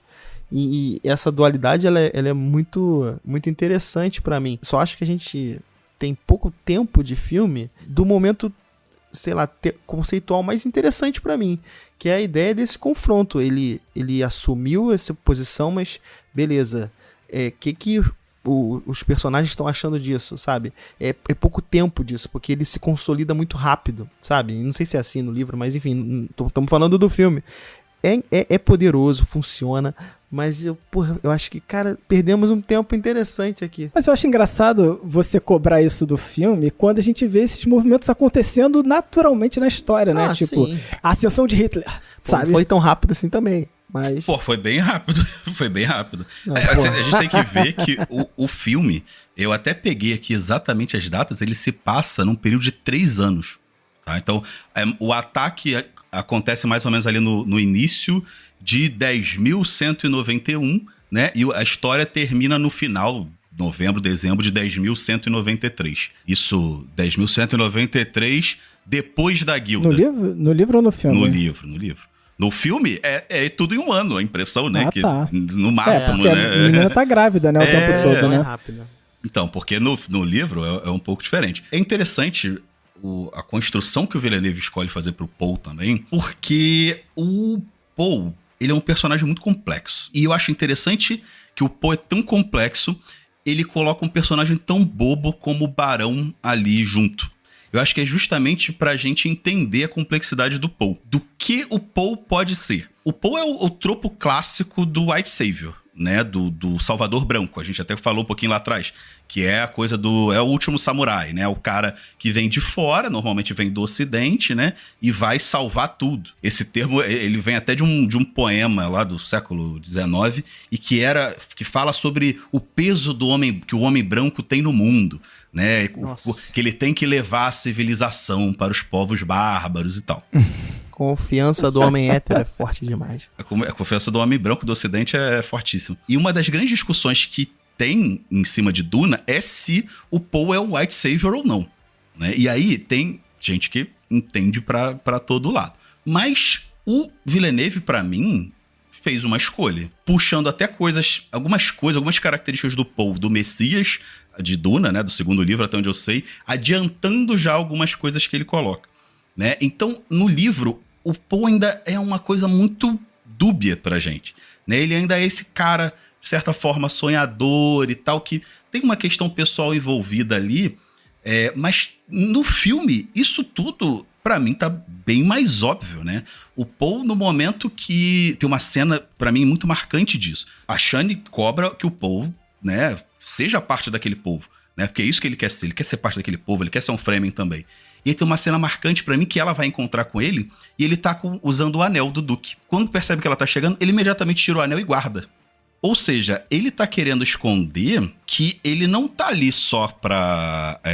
a questão dele tá com aquele povo ali não é só uma questão de afinidade. Existe uma questão individual aí, e que a Jéssica deixa bem clara pra ele, que é a vingança. E é isso que eu tinha até citado pro Daniel, que tá no primeiro filme, porque ele revela o desejo da vingança pro Aquaman lá, que eu esqueci o nome do personagem. Momoa. Duncan. Jason Momoa. É o Duncan Idaho. Duncan. Ele revela esse desejo de vingança, né? Então, eu acho que já tava no primeiro filme isso. Eu tô citando justamente essa cena do primeiro filme mesmo. E ele passa por esse processo de parecer se interessar por aquele povo. Parecer não, ele se interessa de fato por aquele povo, mas ele esconde as reais intenções dele, né? E essa é a grande crítica que se faz ao Salvador Branco. Salvador Branco, normalmente, ele vai ali, né, entrar naquela civilização, levar os seus ideais para aquela civilização e usar eles pro fim pessoal. E a gente vê isso em todos esses filmes, né, cara? Esses filmes de Salvador, assim, né? Avatar também tem muito isso, né? Como se aquela civilização sozinha, ela não pudesse alcançar a vitória ali, né? Ela precisa desse grande Salvador. A liberdade, né? E isso fica claro também, pra mim, numa cena muito rápida que tá lá no primeiro livro, no primeiro filme, perdão. O Leto também é um cara que, é um cara inabalável, né? O Gabriel até brinca que ele é o Ned Stark lá. Mas o Leto também, por mais que ele tivesse interesse, ele fosse um cara maravilhoso e tal, parte do interesse dele era se aliar com os Fremen para construir um exército. Então, de certa forma, essa entrada do Poe ali nos Fremen, ela é isso, né? E para mim o filme quer fazer essa crítica, né, de que o Poe tá ali se fazendo de amiguinho dos Fremen, mas na verdade ele quer tomar o poder, né? Ele quer assumir isso, né? Assumir o lugar dele na sociedade. Tanto que em momento nenhum ele propõe quebrar com o sistema. Pelo contrário, ele quer ir e tomar o sistema pra si. Eu sempre tive a impressão disso, até porque o filme começa com a frase que eu já citei, né? Quem tem a especiaria tem tudo. Então, o filme não começaria com essa frase à toa. E ela é uma narração em off, né? Ela não é nem um personagem em si falando. Então, pra mim, essa é o mote. Ele quer a especiaria, ele quer tudo. É isso. Então, e aí os fins justificam os meios pro Atreides. O problema é que ele vê múltiplos fins. Ele escolhe o fim que ele quer, né? Porque ele é o Kizadrat.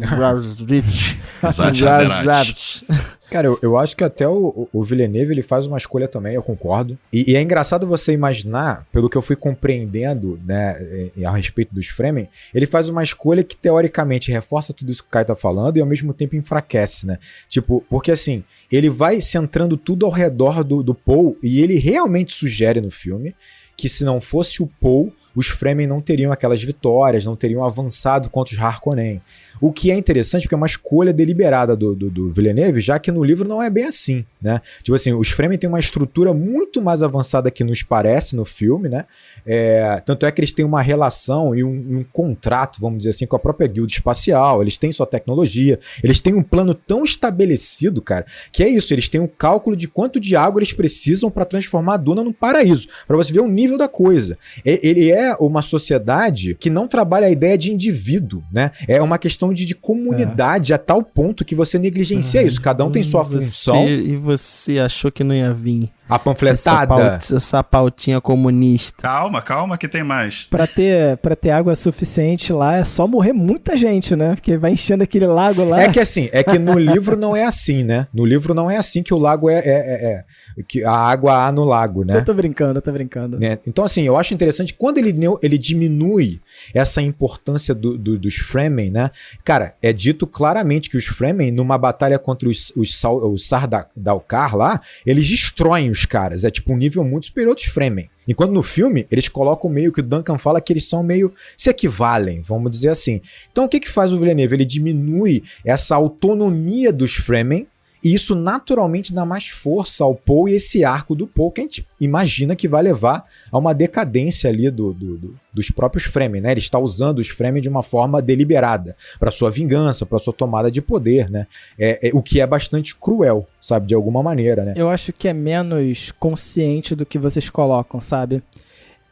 E eu gosto de pensar assim. Eu não acho que seja um grande plano do Poe até o momento em que ele toma água lá. Não, mas no momento nenhum eu falei isso. Não tô dizendo que vocês falaram, mas só que a ideia, da forma que o Daniel pelo menos descreveu, parecia que existe uma consciência muito grande do que ele tá fazendo, sabe? Vou tomar isso pra mim, entendeu?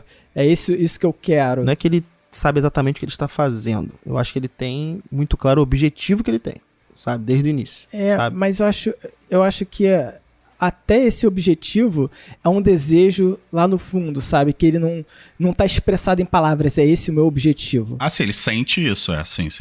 Ele tá seguindo de alguma forma, e eu acho que aí vem uma magia muito, muito interessante do Duna e desse filme, que é a ideia de que ele tem ou não tem o livre-arbítrio, sabe? Ele tem ou não tem o destino. E eu acho isso muito poderoso, porque nesse filme como um todo, ele tem essas visões, né, do que poderia ter sido. Ele tem a amizade com um personagem que a gente não viu, que é o James, que a gente só viu ele lutar com ele, mas ele tem uma amizade profunda com esse personagem. Ele vive mais de uma vida ao mesmo tempo, só que a gente não tem acesso muito bem a isso, mas ele vive.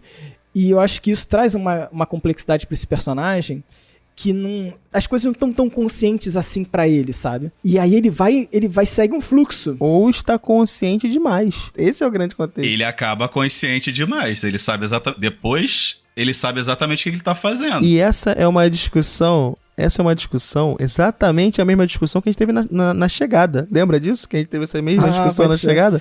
E sabe uma coisa que me chamou muita atenção? Uma cena em que a mãe dele convida ele para ir pro sul. Ele fala, não vou. E aí, logo em seguida, tem um ataque à cidade, né? Ele tá dormindo antes dele acordar com as explosões. E nesse sonho, ele vê a Shani queimada, de rosto queimado. E aí, quando ele acorda, ele vai até ela e aí acontecem as explosões. E aí, isso logo me conectou à ideia de que foi o seguinte. Se ele tivesse ido pro sul, a Shani teria morrido. E ele não tem totalmente essa consciência. Mas aí ele fala e pensa, eu preciso ter essa consciência. E aí essa é a virada. Mas eu acho engraçado porque tem um ponto aí que torna tudo muito mais ambíguo.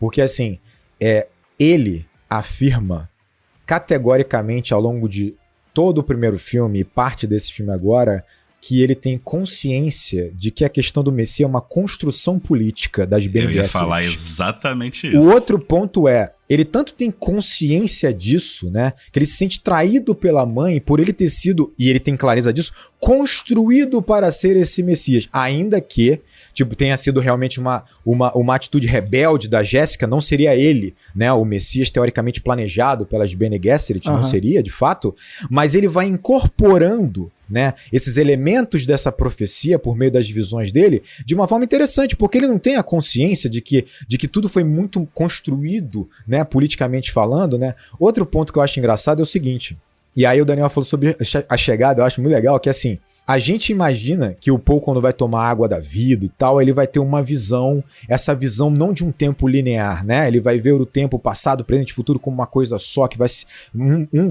se entremeando no outro e tal, uma visão muito mais complexa de tempo. Mas o interessante é imaginar que ele pode não ter controle, entre aspas, das próprias visões, mas ele tem controle das suas atitudes, de como ele vai encarar essas visões, como uma mera visão e sonhos induzidos talvez por um treinamento, ou se ele vai encarar como uma premonição, porque ele só tem um olhar linear do tempo. Isso é uma escolha dele, que torna o personagem infinitamente mais complexo de fato, ambíguo de fato, né? Por isso eu acho muito inteligente a escolha dele de fazer aquele discurso de virada do Paul. É dito claramente que é uma escolha. Ele escolhe fazer aquilo. Aquele momento, é isso, ele vê o caminho à frente e a opção dele é ou eu sigo ou eu não sigo, né? Ele sabe que só tem essa opção. E aí ele escolhe seguir. E aquele discurso é isso, é o momento que ele escolhe seguir. Mas é uma coisa que eu acho interessante, e eu queria falar um pouquinho sobre isso, porque diz muito sobre o que vocês estão falando. Entendo que seja isso, mas olha como, eu acho que como isso é muito parecido também com a queda do Anakin, né? E aí essa comparação vem direto, gostou né? dela mesmo. O Herbert tá se virando no túmulo agora. É foda, né? Mas o Anakin cai por quê? Ele cai porque ele teme a morte da Padmé. Aqui é uma coisa muito parecida. Quando ele tem aquele sonho, ele vê a Shani morta, ele acorda e ele vê que ela tá viva. E ele vê que se ele tivesse tomado a decisão errada, ela estaria morta, sabe? E ele tomou a decisão correta naquele momento. Eu acho que isso cria pra ele uma cisão, sabe? Ah, então beleza, eu tenho que tomar o líquido azul lá. Eu tenho que tomar o xixi de Shai Hulud, né? Sei lá o que é aquilo. Eu não acho que nem só uma questão de uma decisão em proteção, talvez, pra Shani e tal. Eu não vejo ainda que seja, eu acho muito interessante porque, na verdade, ele vai abraçar essa visão, talvez como ali, né, um argumento suficiente para ele tomar essa decisão. Que naquele contexto talvez seja uma decisão, entre aspas, fácil. Porque o ponto é, quando ele opta por seguir uma visão, de alguma maneira ele está optando a seguir o que já estão sugerindo a ele. Quando ele opta por não seguir a decisão, a visão, aí parece de fato, na cabeça dele, um peso e uma consequência muito grande de negligência, né? Tipo assim, é bizarro, ele tá negando algo que sugerem a ele que parece ser tão importante assim, né? Então, de qualquer forma, é ambíguo. Mas só que olha que lindo que é a construção do personagem do Paul, da pessoa que perdeu tudo, sabe? E ele encontra tudo na Shani. A Shani é tudo pra ele, a Shani é o mundo dele. Ele fala com todos os Fremen, mas em nenhum momento ele consegue ser compreendido como quando ele fala com a Shani. A Shani compreende o mundo da mesma maneira que ele. Ela entende que ele não é o Salvador. Ela entende que ele não é o Messias. Eles dois conversam sobre isso, sabe? A única coisa que eles querem é estar juntos, sabe? Então eu acho que em algum momento o Paul, ele se agarra nisso, sabe? É engraçado assim, eu não tenho esse olhar romântico. Eu não tenho esse olhar romântico, cara. Não Ainda que eu também não acho que é deliberado. Ele não é maquiavélico. Sim, sim. Mas eu acho que tem um ponto que você talvez esteja ignorando, que é assim, vamos pegar um momento no primeiro filme em que ele usa o fato dele ser o Messias para ele impor uma decisão ou uma tomada de decisão à juíza de transição. Ali ele usa deliberadamente a posição dele de possível Messias para aquele povo. Isso já é uma definição de caráter em algum nível, né? O Paul poderia ter várias posturas diferentes. Concordo. E eu imagino que o Fremen, assim, quando ele se envolve com os Fremen e Duna, concordo com você, há ali uma atração a uma vida talvez mais romântica, não só fora desse peso que é você ser talvez esse Messias que vai levar 60 bilhões de pessoas à morte, mas também aquele futuro e que ele tenta negligenciar em relação ao pai, futuro como Duque. Mas ainda assim me parece talvez uma atração talvez romântica e tal, mas ao mesmo tempo medo do trajeto que ele sabe que não será fácil percorrer de qualquer forma, né? Uma negação em algum nível, né? E aí eu entendo o seguinte, tá, a gente tem esse personagem complexo, o Villeneuve dá espaço pra você ver eles correndo na areia, eles dormindo juntos, sabe? Tipo, a vida deles são eles dois. E aí, em algum momento, quando ele toma aquele líquido azul, cara, eu acho que aí ele pode até acreditar que ele é o Messias, sabe? Porque ali é um momento em que, tipo, caraca, eu tenho esse poder todo, só pode ser eu. Sei lá, ali é uma parada que, tipo... Eu nem consigo imaginar, conceber o que seja isso, sabe? O que seja o tamanho desse poder. Mas ele só tomou o líquido porque ele acreditou que ele era o Messias, senão ele teria morrido. Eu não acho, não. Eu acho que ele não é porque ele acreditou que ele seria o Messias. Ele acreditou que ele viveria, porque ele tem o mesmo treinamento da mãe dele. Eu acho que é justo o que você tá falando, mas ao mesmo tempo, antes dele tomar o líquido, ele ficou bastante atraído com o fato do Gurney ter voltado e dito pra ele que ele tinha um arsenal de bombas atômicas. Quando o poder volta a ele, ele se atrai novamente ao poder e a Shani percebe um afastamento e o Villeneuve aponta o afastamento pela câmera, botando a Shani dentro da tenda e ele muito longe com o Gurney lá fora. Mas eu acho que é um mix dessas justificativas, sabe? Tudo eu bem, acho que é um mix, claro. ao mesmo tempo é muito humano, ao mesmo tempo maquiavélico. Eu acho que assim como o Villeneuve, você, Fábio, você fez uma escolha. Nós também, Nós também, sim, claro. Mas eu acho que é uma visão tanto quanto romântica, e se a gente for pegar a decisão final, por exemplo, né? A gente não comentou aqui, né? Até para não dar spoiler pra galera dos livros, mas o Villeneuve toma uma decisão de adaptação muito importante com relação à relação do Paul com a Shanti. Mas é Shani. Shani, perdão. Com a Shani, com a Zendaya. Ele faz uma adaptação muito importante aqui para facilitar a decisão do Paul no final. Você entende muito mais a decisão do Paul no final e deixa essa ambiguidade romântica pro Fábio, por exemplo. Me parece que você construiu que a relação deles era muito, muito sólida e não me parece. Não tô dizendo que é sólida. Sabe? Mas existe uma certa solidão no personagem do Paul. E ele só tinha a mãe. Ele perdeu toda a família, ele só tinha a mãe. E quando a mãe vai embora, sabe, ele só tem a Shani. E eu acho que essa humanização desse personagem ajuda a gente a entender também, em parte, a escolha. Ainda que tenha a sede de poder, que tá dentro dele, claro, tá ali. Claro. A gente viu sinais, sabe? Então as coisas se somam, sabe? O que é mais importante? Não sei. Mas em algum momento transbordou, né? E eu acho que a ideia é essa. É válido, porque assim, funciona tanto que a gente tá tendo essa discussão aqui. Entendeu? Eu acho que é isso mesmo, funciona. Eu acho que o filme ele opta por fazer um reducionismo dessa disputa. Né? E ele acaba ficando em dois polos, né? Um polo é a Jéssica e outro polo é a Shani. Né? Eu acho que o filme acaba construindo dessa forma para simplificar essa escolha, né? E tornar ela mais dramática. Porque no livro, é exatamente essa escolha de estar ou não com a Shani, sabe? Isso é até uma coisa que é importante, mas acho que não vai dar tempo de desenvolver muito. A Shani é um personagem muito mais ativo no filme. Né? Ela é uma personagem muito mais impositiva, que coloca muito mais o que ela quer, aceita muito menos e tal. Então no livro não tem tanto essa dualidade, apesar de ter esse embate entre a Jéssica e a Shani, justamente porque são os dois caminhos que ele tem pra seguir, né? Ou eu sigo a minha mãe, que quer que eu seja o Kvartz Haderach, ou eu sigo a Shani, e eu vou ser só um Fremen aqui.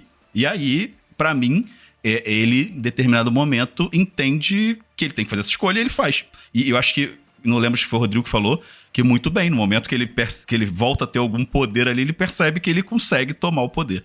Né? E aí ele resolve fazer essa escolha. E eu acho até que a Shani tem um papel muito importante como persona. Ela acaba se mantendo, né, a única personagem íntegra, né, a se distanciar do poder, que acaba porque, né, quando ela sai e se afasta do Paul, ela acaba representando ali uma persona importante, né? Ela se mantém íntegra como antagonista, porque os antagonistas do Paul são tão corrompidos pelo poder quanto ele, são tão ávidos por poder quanto ele. Ela cumpre um papel ali único nessa sociedade de Duna, né, que é muito importante. E tem uma camada que a gente acaba não debatendo aqui, que traz uma ambiguidade também, que é importante narrativamente falando, e aí eu acho que justifica um pouquinho essa transformação tão abrupta dele, né? Que é o fato de a gente não ter a certeza ainda se ele de fato é o Messias ou se ele é uma abominação, como diz as Bene Gesserit, né? Mas olha só, ele opta por ser o Lisan al-Gaib. Ele sabe que o Lisan al-Gaib claro. é uma mentira criada pelas Bene Gesserit. Ele escolhe viver essa mentira. Por quê? Isso vai dar poder pra ele. Isso é uma escolha, porque ele sabe que é mentira. Ele sabe que o Lisan al-Gaib não é o salvador daquele povo, que é só uma historinha criada pelas Bene Gesserit, né? O Kvatz Haderach já é outra parada muito maior e tal, bababá. Mas... É que vale colocar uma informação que eu acho que é importante para ganhar um peso aqui. As Bene Gesserit, elas vêm desenvolvendo essa forma de mesclagem de gene entre as casas e tal, para encontrar esse tal predestinado homem, né? Que vai ter a memória de homens e mulheres. Kvatz Haderach. Exatamente, não vou conseguir falar esse nome nunca, mas que ele vai ter o acúmulo dessas memórias tanto da linhagem feminina quanto da linhagem masculina. Só que elas tentaram isso diversas vezes. E quando nascia, dava errado, rolava essa abominação, que é o fato de, quando você tem o processo de acúmulo dessas memórias, ele perde o controle, né? Ele entra numa confusão, num estado de loucura ali, uma imposição talvez de uma personalidade dentre essas memórias que ele teve. E quem disse, né, que nosso Paul não é exatamente isso, caso essa profecia tenha a sua verdade, né? Mas isso não é legal? Eu acho legal. Ótimo, é maravilhoso, Eu acho legal, eu acho ótimo. Quando o Villeneuve coloca um capuz nele, a sombra sobre o rosto, essa imposição dele, ele começa a colocar o negro. Anakin, ele coloca o negro, ele fica o Anakin. Quando ele fica o Anakin, o Villeneuve não tá tirando esse elemento, né?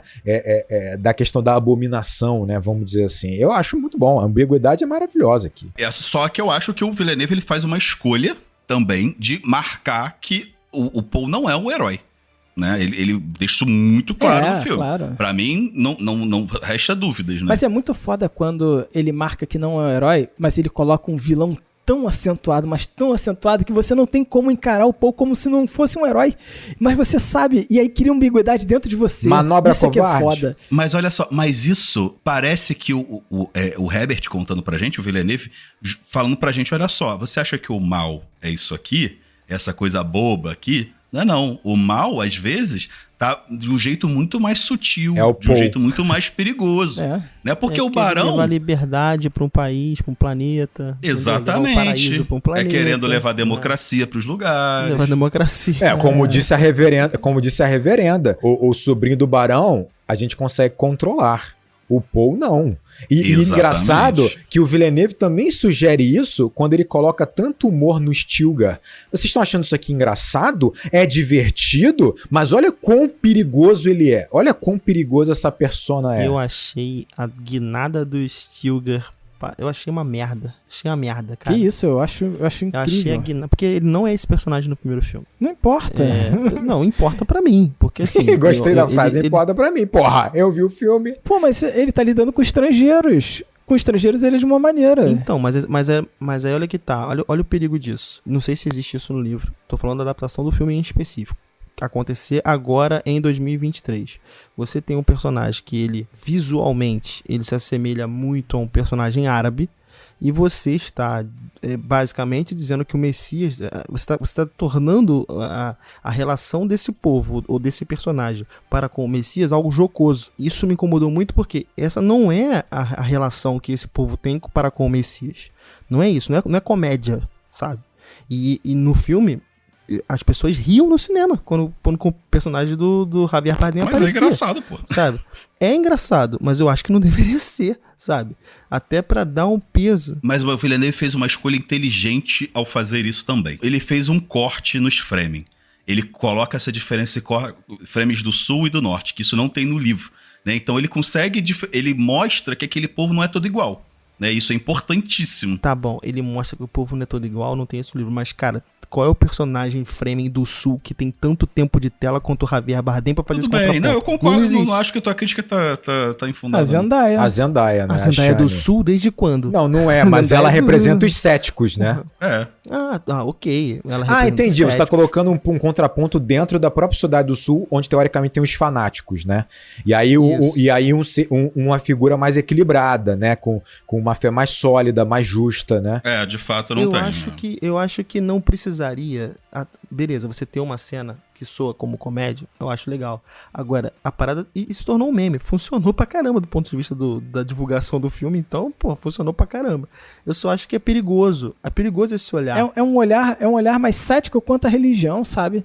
Não necessariamente a religião específica, sabe? Alguma religião específica, mas sim a ideia de Messias. Tudo bem, mas será que as pessoas... Mas será que o público médico que está assistindo esse filme vai ter esse discernimento? Acho que existe essa responsabilidade também, sabe? Mas você não acha que as Bene Gesserit são madres? É uma referência ao catolicismo muito mais clara e elas são do mal mesmo, assim? Elas realmente jogam o jogo? Cara, mas eu acho que o humor é sempre mais desrespeitoso. Não tem como. Nesse aspecto eu concordo com o Daniel. Eu achei desnecessário pegar tão pesado com a pincelada do humor. Até porque é um personagem que mudou de tom, cara. Ele mudou de tom. No primeiro filme, se esse humor tá lá no primeiro filme de alguma forma... Tem um pouquinho, Não, né? tem Tá um muito pouquinho. raso. Bem Muito leve. raso. Porra, Né? não Bem leve. tem, cara. Não, mas assim, no aspecto eu concordo com o Daniel. Eu acho que não precisava pra passar a mensagem que já estava lá, construída, né? Eu acho que ele optou por ter um personagem que é um alívio, assim, pra não deixar a história tão pesada, né? Que já é uma história pesada, densa e tal. Sabe que eu nem senti esse personagem tanto como alívio cômico, não. Mas eu entendo que ele tem um tom que difere do resto do filme, Sim. sabe? Sim. Que acaba... Acho que acaba se tornando um alívio cômico pelo exagero da experiência do cinema. Mas que se você assiste o filme tranquilamente, sabe, você vai ver, cara, esse personagem não é cômico. Acontece que ele tem um tom que modifica um pouquinho do filme, sabe? Ele não é alívio cômico. E aí eu entendo a crítica, Daniel. Mas eu acho que até aí as relações com Jesus Cristo são muito próximas aqui, cristianismo, sabe? Também. A gente poderia olhar muito essa sociedade também como uma sociedade judaica. A gente poderia olhar, porra, o próprio Messias aqui, sabe? Como Jesus que atravessou o deserto. Sabe? Como o povo que saiu do paraíso. É, mas a referência é muito mais óbvia. Nisso eu concordo com o Daniel. É muito mais acho óbvio. que é muito mais Tem- óbvio a relação com o povo islâmico e Maomé. Eu acho. E aí, como realmente a pincelada é um pouco mais forte, salta, né? Salta aos olhos, né? Salta aos olhos. E assim, de novo, eu coloco um contexto temporal. A gente sabe o que tá acontecendo no Oriente, mas nesse momento, sabe? Então, para um público médio, beleza, eu não tô aqui falando que o público é burro, não é isso. Mas é um tipo de Não, mas eu associação que, cara, acho que não precisava. Funciona, eu entendo que funciona, é engraçado, eu ri também, sabe? Mas parando pra pensar, pô, se tivesse uma cena só, falando, pô, tá vendo? O Lisan Al-Gaib falaria isso. Ponto, fechou. Ele passou a ideia, mas, cara, há uma insistência, né? Tem uma insistência. Há uma insistência, eu concordo. E, cara, concordo, não precisava, sabe? Mas eu tô só sendo velho e chato aqui, né? Mas, enfim. Não, eu acho que é um ponto bem interessante, sim. E, cara, tem uma parada pra mim, assim, A Chegada é um filme do Villeneuve também, né? Incrível, né? Quando você pensa em A Chegada, que tem, teoricamente, né? Essa visão de tempo, essa consciência ampla, né? Que faz com que você não olhe a coisa de forma linear, parece uma coisa meio circular, mas mais complexa do que isso, né? Que uma coisa interfere na outra de tal maneira que passado, presente e futuro é algo uno, né? Ou seja, você espera que essa seja a visão alcançada pelo Paul, né? Quando ele toma a água da vida e passa por essa experiência de quase morte.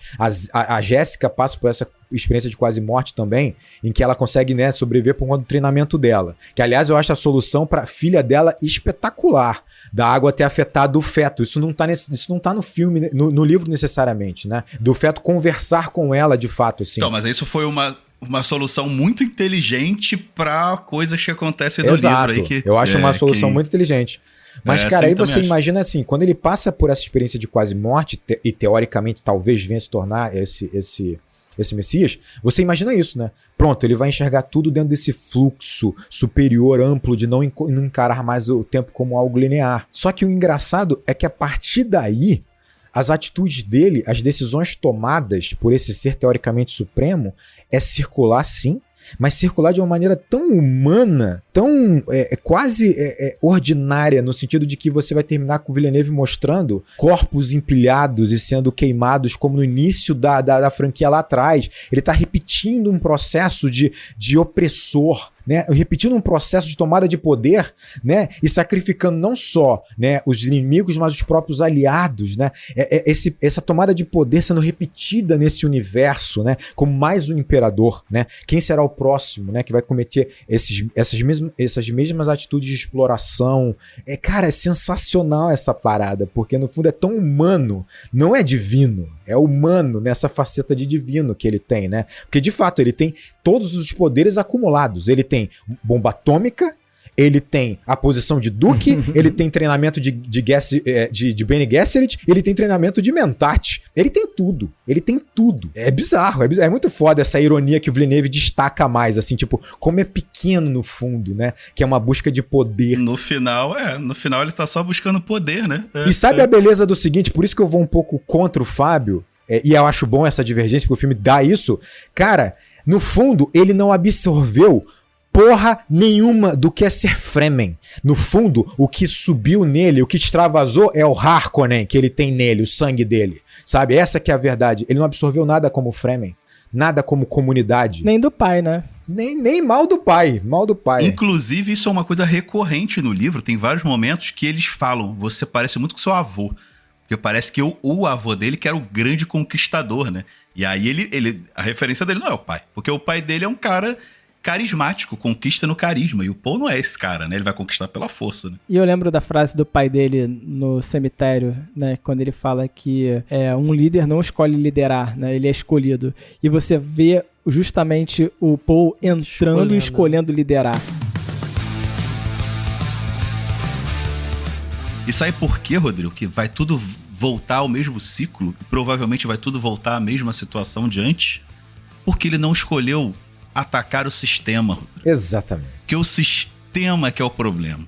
Exatamente. Entendeu? O sistema perpetua é violência, isso. Fome e ganância, entendeu? Então, enquanto você não tirar o sistema, vai continuar tudo igual, no mesmo ciclo. Ele usou a unidade dos Fremen contra eles mesmos, porra. Pô, é bizarro isso, é cruel. Os Fremen eram o exemplo perfeito de uma comuna. É uma comuna perfeita, pô, com um plano lá na frente, cara. Era incrível. E você falou do Leto. Leto Atreides é só um Harkonnen mais limpinho. É essa Exatamente. Que é a verdade. É um democrata, né? É um democrata, né? Exatamente. Então, galera, muito obrigado por ouvir esse episódio até Orgulhamos aqui. O Herbert agora, hein? Orgulhamos ele, hein? Tomara, né? Sei, né? Não As sei. discussões foram interessantes. E eu acho que a gente tem um novo cinema depois do Duna 2. Caralho, sem novo sacanagem. cinema. Eu acho que a gente tem. Eu espero mais blockbusters com essa pegada. Eu espero mais blockbusters com esse tempo de você refletir. E com essa proposta, sabe? Eu acho isso incrível. É blockbuster com maturidade. Eu acho que o que o Villeneuve fez aqui é absurdo. É absurdo, e você vê o nível das discussões que a gente teve e sobre o material dele, sabe? E a gente não sabe porra nenhuma. Nem de cinema, nem de Duna. Olha que maravilha. É Imagina verdade. quem sabe. É verdade. De qualquer forma, sigam as nossas mídias sociais, sigam o Instagram do Enquadrando lá em Enquadrando Underline Oficial, siga o Twitter do Enquadrando em Enquadrando Underline e considere apoiar o Enquadrando lá em apoia.se/enquadrando. Galera, um grande abraço. E bons filmes.